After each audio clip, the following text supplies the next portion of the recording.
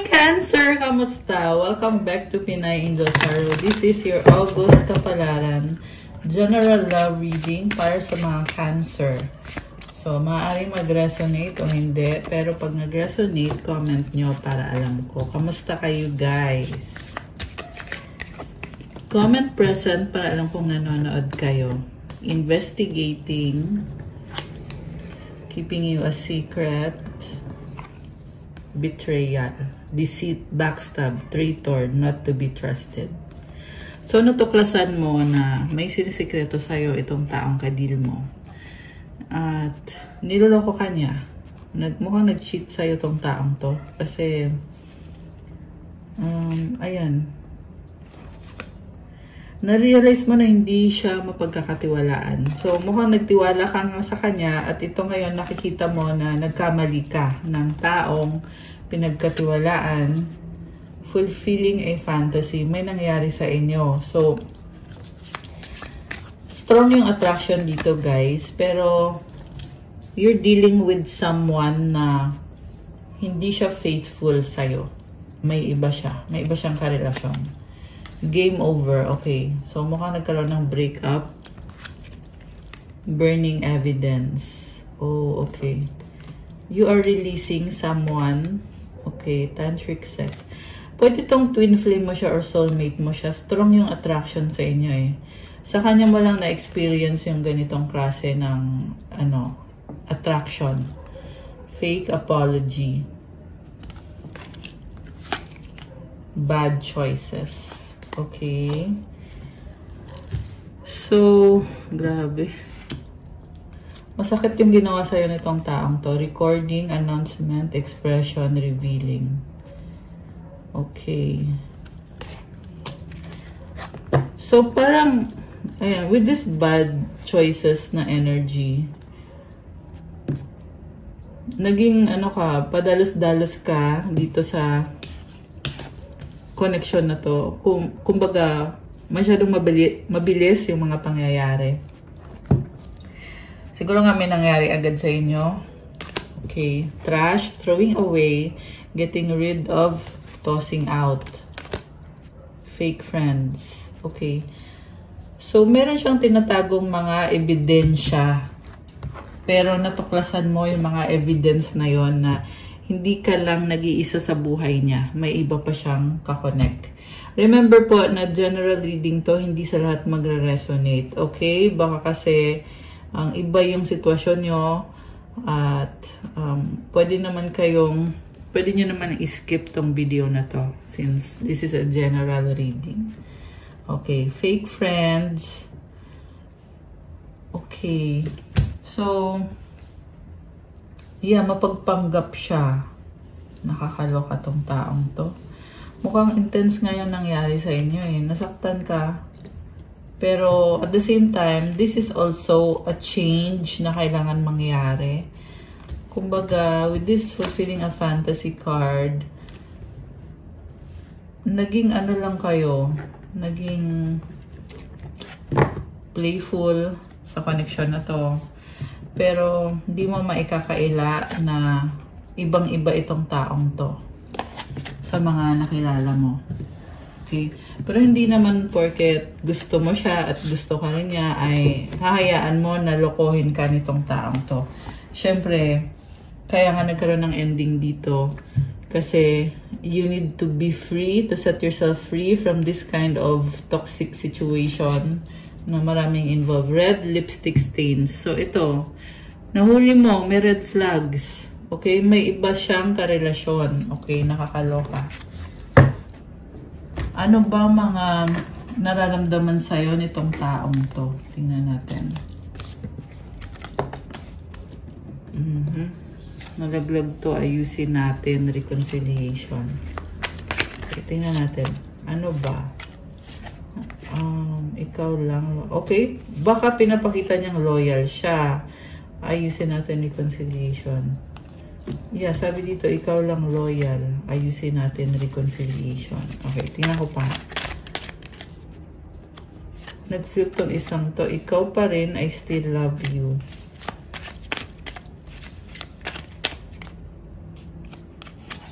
Romance, passion. Okay. Mahal kita, I love you. Oh my gosh. So, iba yung experience. Experience. Yeah, kasi, diba, ayan, oh, very intimate and full of love. I need help, codependent. Matigas ang ulo, stubborn, buntis. Oh my gosh. So, strong attraction. So, itong buntis, pwede din tong literal na may nabuntis. Pwede din to guys na energy of attraction. Okay. Ano pa ba? Ano pa ba mga energies connected sa'yo at dito sa taong to? Matigas ang ulo, stubborn. Okay, matigas talaga ang ulo. Ayusin natin. Oh, paulit-ulit lang actually. So, yeah, matigas ang ulo ng taong yan. Forever soulmate, pabago-bago, doubt. Hurt, healing. The one that got away. Okay. Tingnan natin from the tarot. Ano bang intention sa'yo nitong taong to? Ano intention niya kay Cancer? By the way, kung hindi pa kayo nakapag-like, pa-click po ng like, click subscribe to show your support. Thank you so much. Mag-comment na din kayo dyan para alam kung nanonood kayo. Okay. Intensyon ng taong kadil ni Cancer. Okay, ito na. Anong intensyon niya?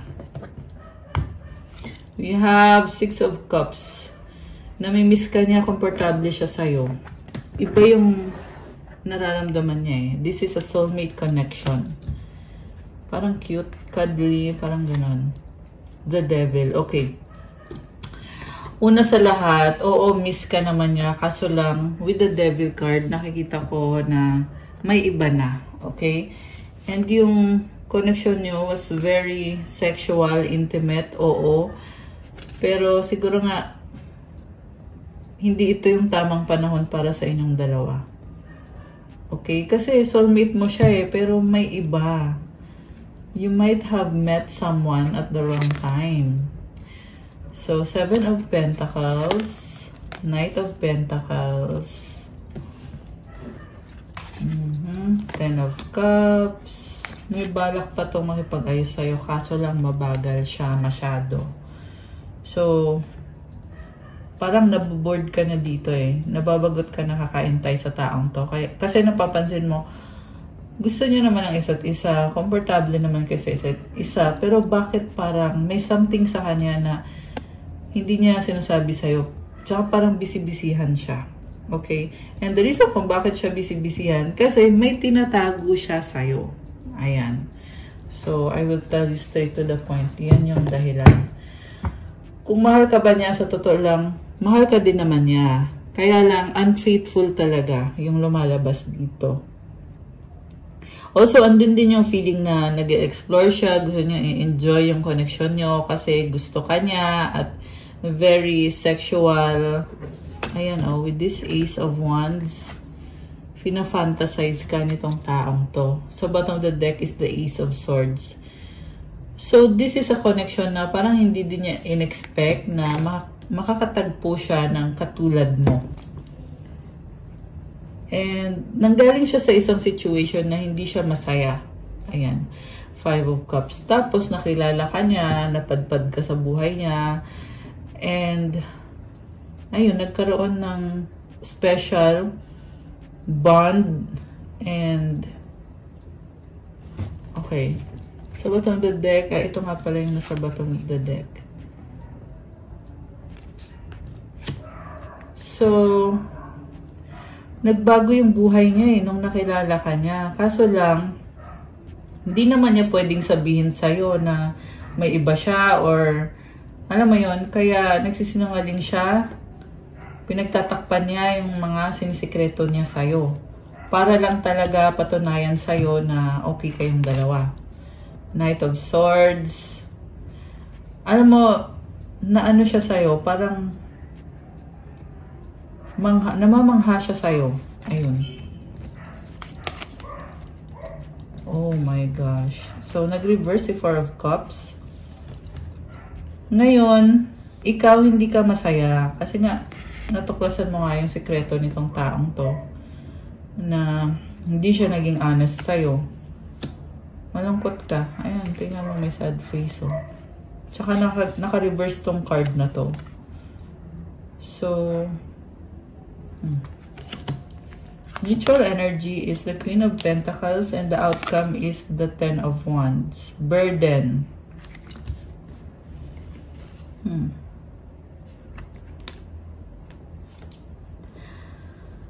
So, gusto mo kasi na may control ka sa sitwasyon. Ay, baliktad. Siya yung gusto ng may control.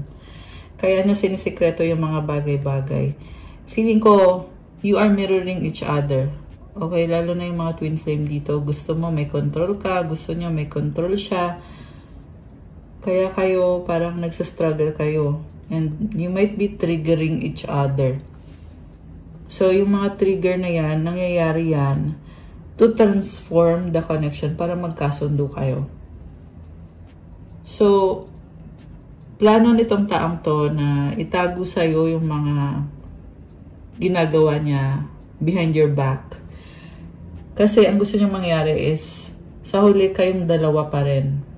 Okay? Pero bago to sa kanya eh, kaya parang hindi mo na niya iniisip yung pang long term. Meron din dito na ang iniisip niya is yung parang pang day-to-day niya, yung pang araw-araw niya. Kasi feeling niya hindi pa siya fulfilled sa trabaho niya. At kailangan pa niyang magtrabaho, magsikap, mag-ipon. Okay. Anong paparating dito sa connection na to? Magician, Star, Two of Swords, and the Eight of Cups.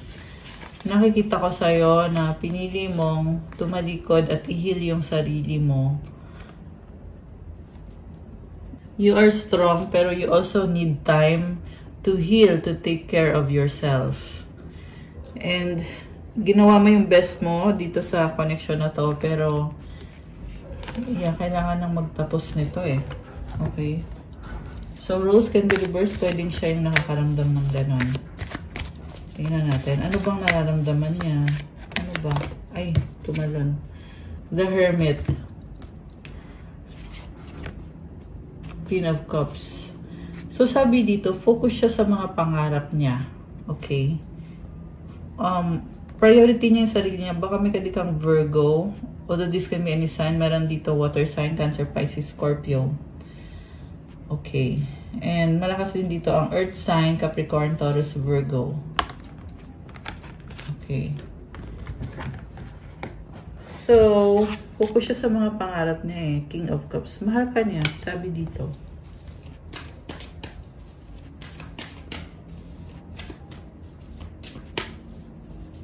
Ano na ba ang mangyayari ngayon dito? Judgment. Ikaw naman nag-decision ka na kailangan mo to start over and to adjust. Alam mo na mamayagpag ka pa rin. Wow na mamayagpag. Ang lakas ng confidence mo with this Queen of Wands. Kumbaga, problema lang yan. Ikaw, si Queen of Wands ka. Kaya mo yan at maraming humahanga sa'yo. Okay? Nalungkot ka rin. Naramdaman mo din yon na parang nawalan ka, nanliit ka sa sarili mo. Pero sa huli, you are coming out victorious with this Queen of Wands. Ayan. So, yun yung energy mo. What's the outcome para sa connection na to? What's the outcome? Anong outcome? Okay. Ayan, conflict. Five of Wands. Mag-aaway muna kayo. Ano ba yan? Four of Swords. Five of Pentacles. Grabe. This is a sad situation. It causes conflict talaga. Pero, Parang, I'm hearing pinatikim lang sa'yo tong taong to. So, decision nyo pa rin yan, guys. 10 of Pentacles. Page of Swords. Okay. Merong bahay. Maingat ka na. So, mas gusto mo mag-isa ngayon. Okay. Anong mensahe galing sa mga angels mo? Oh, 333 potential. Your chance to reach your highest potential is here. Perseverance has gotten you to where you are. You have been through so much, and this guidance is here to show you that you are exactly where you need to be.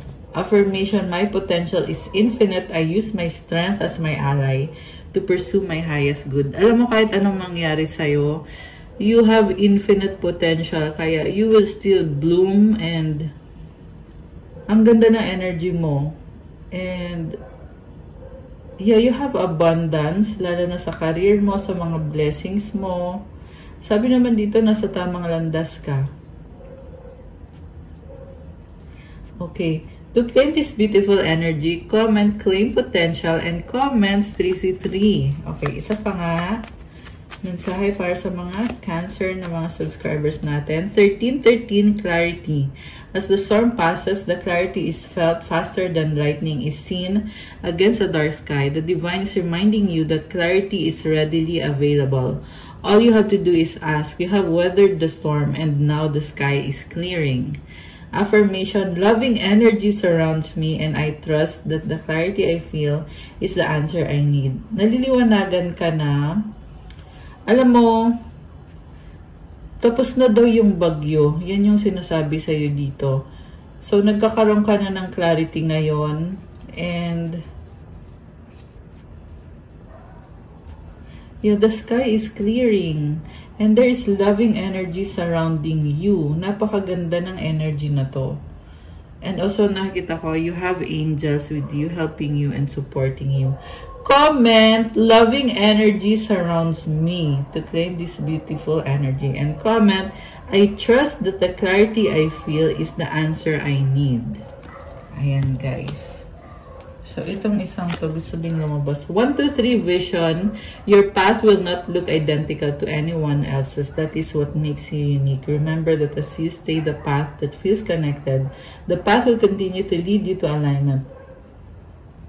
Let your vision be as different as you are. Affirmation, my path is mine and mine alone. When I follow my path, alignment comes naturally.